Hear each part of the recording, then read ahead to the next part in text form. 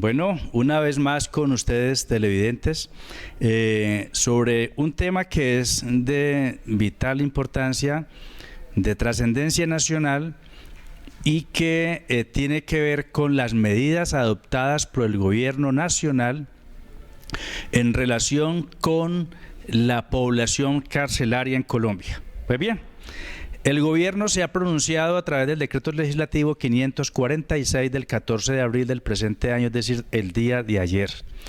Este decreto tiene una especial trascendencia social en el sentido de que se deben aclarar algunas cosas que allí están consagradas y que ha despertado cierta inquietud tanto en la población carcelaria como en la población normal, los que no están en las cárceles.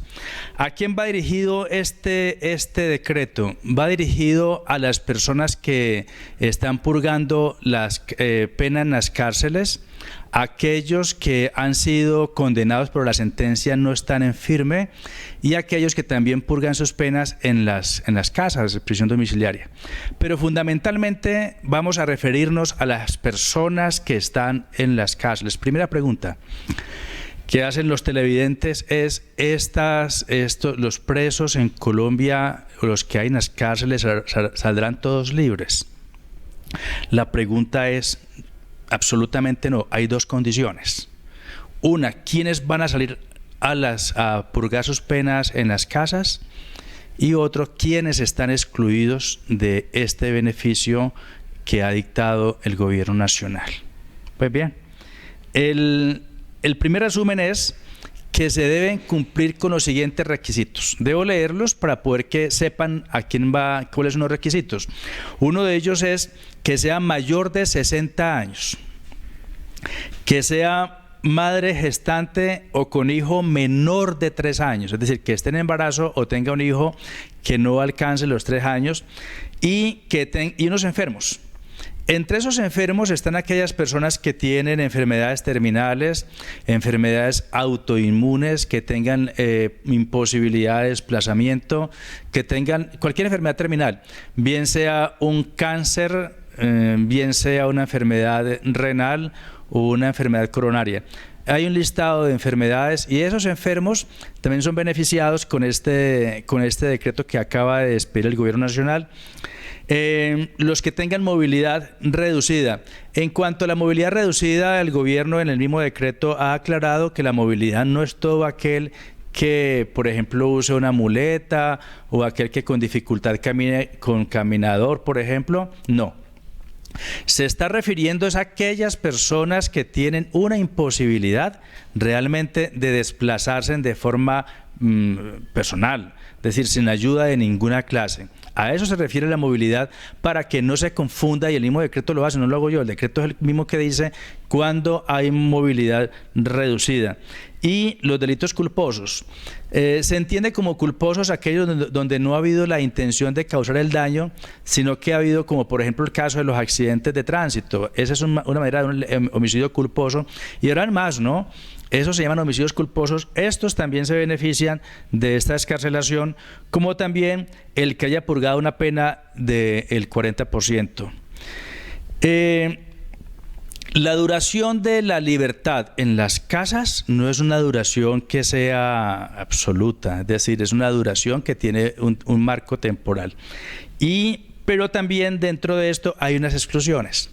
Es decir, si adicionalmente cualquiera de estas personas es mayor de 60 años, pero está en la lista de excluidos porque ha cometido un delito sexual, porque ha cometido un genocidio, o son tan delitos dolosos, hay algunos delitos que realmente allí están excluidos. Concretamente, el que hace apología al genocidio. Apología quiere decir aquellos que pregonan, que incentivan a otros a que hagan genocidios por cuestiones, por ejemplo, por ideas fundamentalistas. Los homicidios agravados, feminicidios, desaparición forzada, una cantidad de delitos que están consagrados en el mismo artículo 6º del mismo decreto. Es decir, que el asunto no va a ser tan sencillo como estamos pensando de que todos los presos se van para las casas, no. El asunto es que el gobierno sí ha dicho bajo qué condiciones. Y las condiciones que el gobierno ha puesto es que aquellas personas que están purgando pena en las cárceles, siempre y cuando hayan purgado el 40% de la pena, siempre y cuando tenga más de 60 años, sea madre gestante, tenga hijos que no alcancen los 3 años, etcétera, etcétera. Allí están contemplados quienes realmente no van a las casas a acabar de purgar la pena. Ahora el asunto se vuelve un poquitico, hay que desmenuzarlo un poco más, y es para los anteriores efectos de la movilidad, dice la ley que se entenderá reducida la discapacidad funcional permanente. Y en cuanto al término de duración de esta medida, son 6 meses. Es decir que hasta ahora hemos explicado a quiénes va dirigida la medida. He explicado que hay unas exclusiones a algunos delitos que se han cometido y que las personas que han cometido esos delitos, como los que acabo de mencionar, el genocidio, el feminicidio, la extorsión, el desplazamiento, todo ese tipo de delitos, delitos sexuales, esos tipos de delitos no están cobijados con esta medida. He explicado también que las personas que se van para las casas a purgar la pena allí, el tiempo o el marco de duración son 6 meses. Las personas que hayan o que estén contempladas o sometidos a un procedimiento de extradición tampoco se verán beneficiados, así tengan los 60 años, así estén en embarazo, tampoco se verán beneficiados de este decreto. Otro aporte de este decreto que hay que aclararlo está relacionado con las personas que se encuentran en la prisión y que se deberán adoptar algunas medidas, serán ubicados en lugares especiales donde no tenga el contagio. Me explico. Las personas que están excluidas, es decir, aquellas personas que no pueden salir a las casas, que no se benefician del excarcelamiento en virtud de este decreto, se deberán adoptar medidas, porque ellos deberán continuar purgando sus penas en establecimientos carcelarios. Se deberán adoptar medidas que eviten que estos tengan contactos, adquieran el contagio del COVID, es decir, que se aislarán.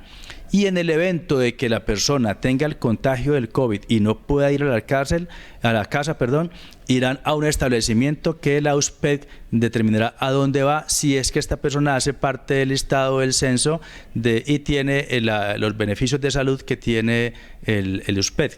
Si no lo tiene, a algún establecimiento por cuenta del establecimiento carcelario tendrá que enviarse.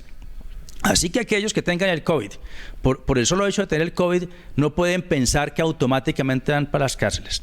Para las casas. Van para las casas aquellas personas que están cobijadas por el decreto. Pero si es una persona, de manera de ejemplo, que ha cometido un feminicidio, un delito sexual, así tenga la edad de los 60 años, así tenga cualquier tipo de enfermedad, será tratado como tal, pero no irá a las casas, sino que se dispondrá que vaya a un establecimiento mientras se recupera. En cuanto a estos asuntos, creo que hay suficiente claridad.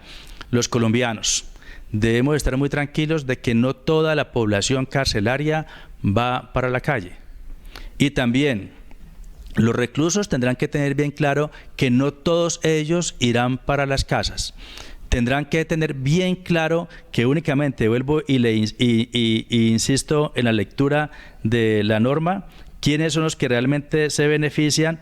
Y vuelvo e insisto, el ámbito de aplicación va para personas que hayan cumplido 60 años, madre gestante o que tenga un niño no mayor de 3 años, personas en situación de internamiento carcelario que padezcan de cáncer, VIH, todas las enfermedades de las que ya hemos hablado, pero voy a precisarlas: enfermedad, VIH, enfermedad renal crónica, diabetes, hepatitis B y C, y que sea inmunosupresores, enfermedad coronarias, con trasplantes, enfermedades renales, etcétera. Personas con movilidad reducida, ya explicamos a qué se refería, personas condenadas o que se encuentren con medidas de aseguramiento de detención preventiva, es decir, aquellos que todavía no se les ha definido su situación. La acusación es la que da lugar a que realmente la condena más bien. Entonces, mientras no sean condenados, estas personas tienen una libertad o más bien una captura, un arresto preventivo, esos también van para las casas, y quienes hayan cumplido el 40% de la pena. Y ya referimos que hay unas personas, a pesar de que estén en esta situación, algunas personas no irán a las cárceles y la exclusión de estas personas la trae el artículo 6. Genocidio, apología, homicidio simple doloso, feminicidio, lesiones personales con pérdida anatómica, delitos contenidos por desaparición forzada, secuestros, apoderamiento de naves o aeronaves, la tortura, tráfico de inmigrantes, tráfico de niños, uso de menores de edad, amenazas contra defensores de derechos humanos, hurto calificado, violencia, abigeato, extorsión, corrupción privada, hurto informático, captación masiva, contrabando agravado, hidrocarburo y facilitación y lavado de activos, enriquecimiento ilícito, apoderamiento, concierto para delinquir.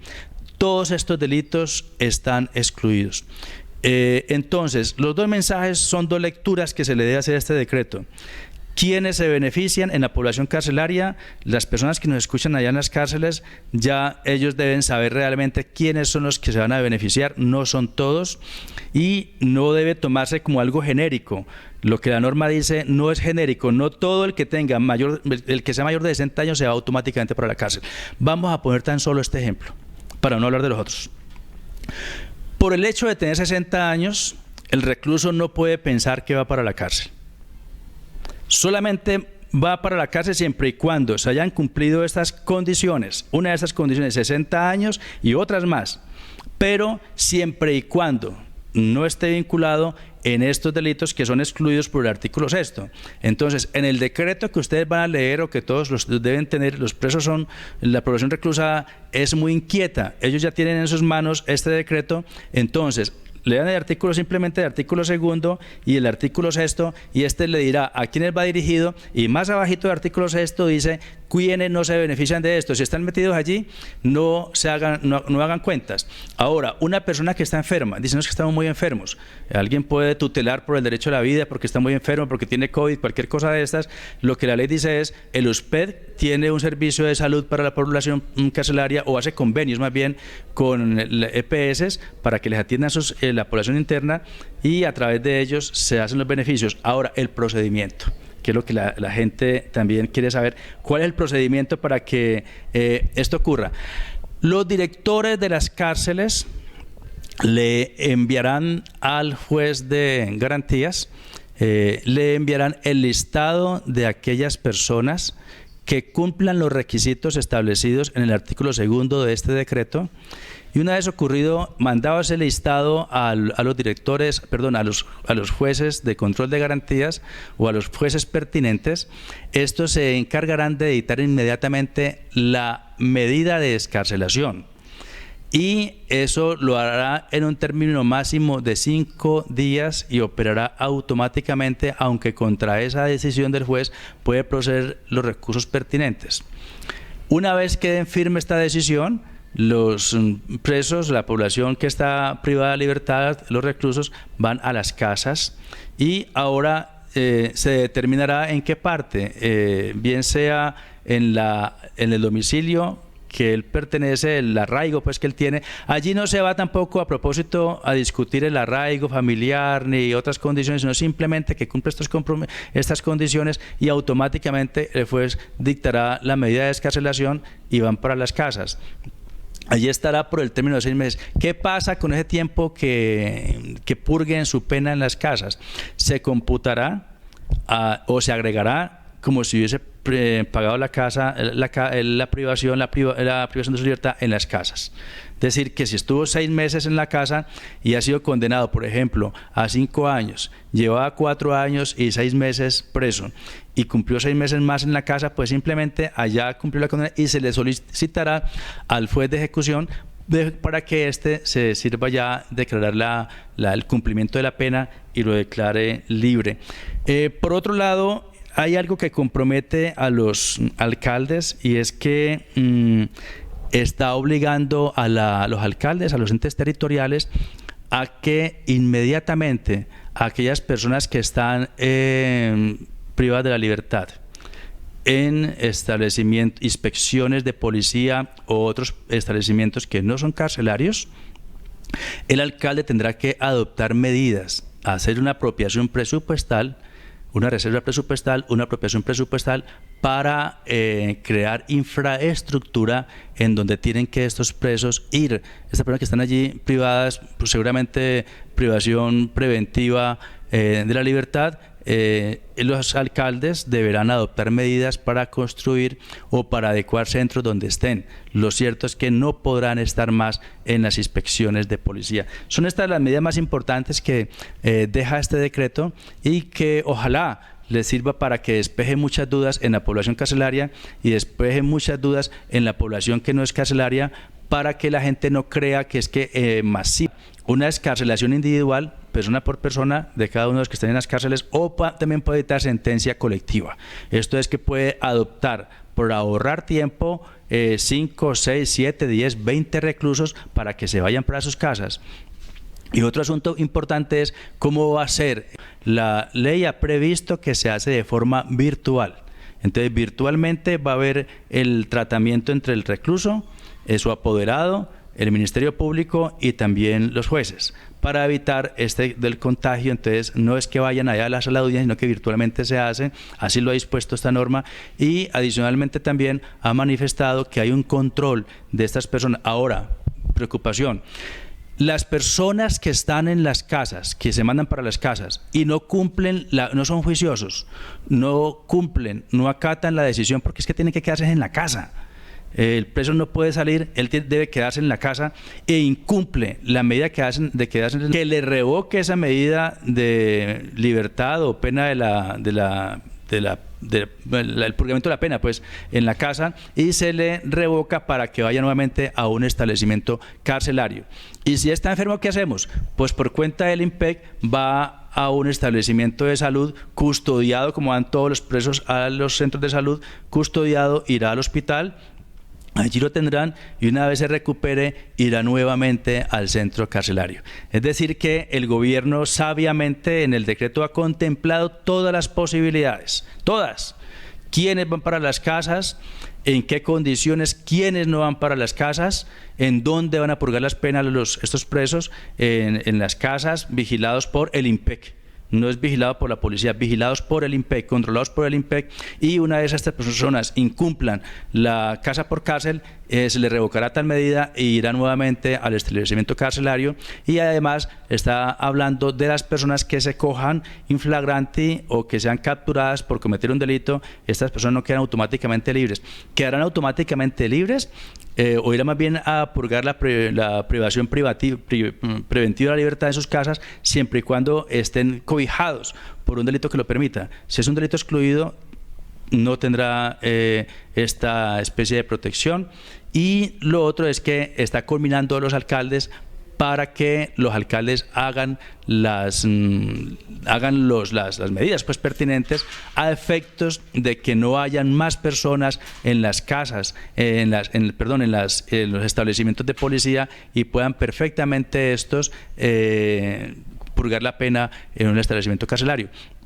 De allí que debemos despreocuparnos porque todas las medidas han sido adoptadas por el gobierno nacional, para que la gente no piense que es que todos los presos saldrán de las cárceles, para que la gente no piense que delincuentes peligrosísimos, llamémoslo así, por el solo hecho de haber purgado más del 40% de la pena, por el solo hecho de estar embarazadas algunas mujeres, o por el solo hecho de pasar de 60 años, o por el solo hecho de estar enfermo del COVID, por ese solo hecho van para las casas. No, automáticamente no opera este decreto.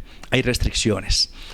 Y es un riesgo, claro, obviamente. Mucha gente va a estar molesta porque no es normal que esto pase, pero ante la situación que se está presentando en Colombia del hacinamiento y del riesgo de que nuestra población carcelaria adquiera el COVID y realmente tenga otras enfermedades, se ha aprovechado para que estas personas realmente salgan a las calles y se evite el hacinamiento.